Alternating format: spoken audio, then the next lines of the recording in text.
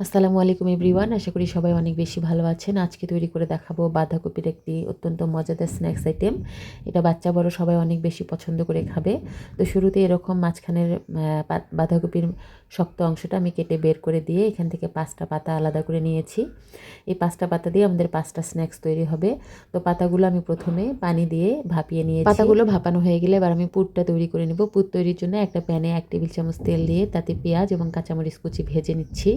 ভেজে নিয়ে এখানে আমি দিয়ে দিচ্ছি 1/4 চামচ হলুদের গুঁড়া, 1/4 চামচ ভাজা জিরা গুঁড়া, 1/4 চামচ গরম মশলা গুঁড়া, 1/4 চামচ চাট মশলা এবং স্বাদমতো দিয়েছি লবণ।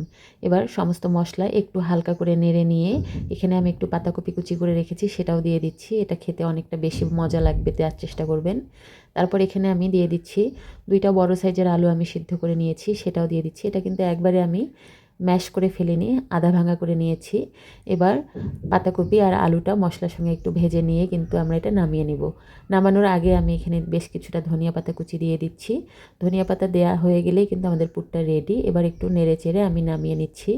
ঠিক এই মুহূর্তে কিন্তু আমি পুরটা নামিয়ে নিয়েছি। এবার পরবর্তী স্টেপে চলে যাব।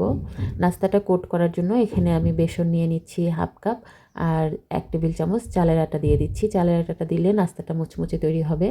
তো বেসনটা চেলে নেওয়ার চেষ্টা করবেন, তাহলে ব্যাটারটা স্মুথ তৈরি হবে।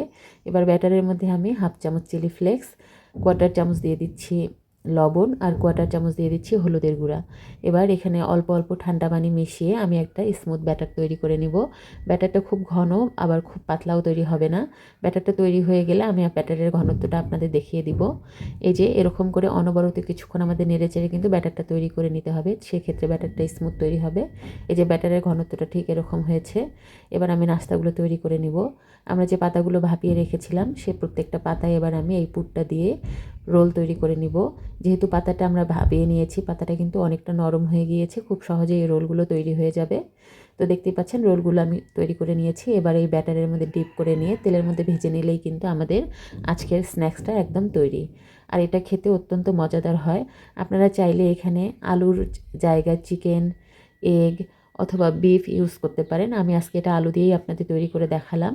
যে কোনো পুর দিয়ে এই নাস্তাটা কিন্তু খেতে অনেক বেশি মজা লাগবে। এই তো তৈরি হয়ে গেল আমাদের বাঁধাকপির রোল। এই রোলটা আপনারা চাইলে বাচ্চাদের টিফিনেও দিতে পারবেন, বাচ্চারা খেতে পছন্দ করবে। তো আশা করছি আজকের রেসিপিও আমি আপনাদের সামনে খুব সহজভাবে উপস্থাপন করতে পেরেছি। রেসিপি ভালো লাগলে ভিডিওতে লাইক কমেন্ট করে দিবেন। আর আজকের ভিডিও এই পর্যন্তই। আল্লাহ হাফেজ।